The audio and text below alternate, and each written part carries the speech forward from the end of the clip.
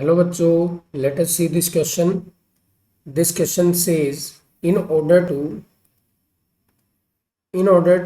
that heat flows from one part of a solid to another part of solid, what is required? First, uniform density, B temperature gradient, C density gradient, and D uniform temperature. Let us see. First, we decided key concept for this question. देखिए, अगर मान लीजिए आपको एक solid part दिया जाए, solid body दी जाए,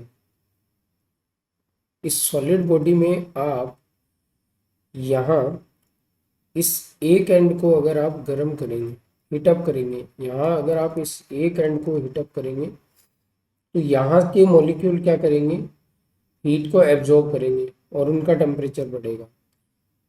और यहाँ पर जो हीट का ट्रांसफ़र होगा या हीट जो फ्लो करेगी, यहाँ जो हीट फ्लो करेगी वो मोस्टली ड्यू टू कंडक्शन करेगी, ड्यू टू कंडक्शन। और कंडक्शन के लिए अगर आप हीट फ्लो का रेट जो निकालते हैं, rate of heat flow is equals to k A delta t by delta of x, या आप इसको क्या कह सकते हैं, लेंथ ऑफ द रॉड कह सकते हैं। ठीक है, ये मीडियम लेंथ आ गया।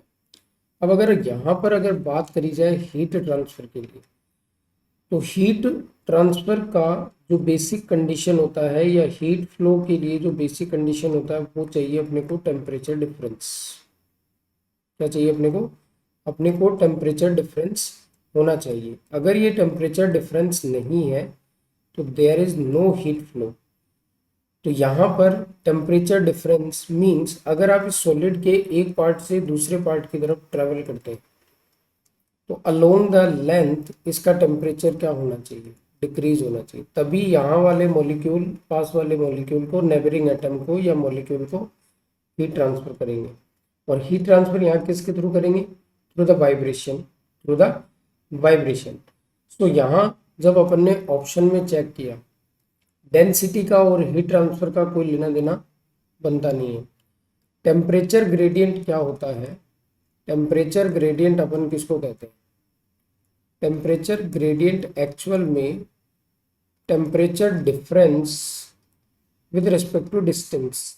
जैसे ये d t by d x आपका आ गया, ये d t by d x को ही अपन क्या कहते हैं, टेम्परेचर डिफरेंस कहते हैं। ये रिक्वायर होता है, मस्ट रिक्वायर होता है हीट ट्रांसफ़र के लिए। So the final answer is option B, temperature gradient. Hope you understood it well. Best of luck.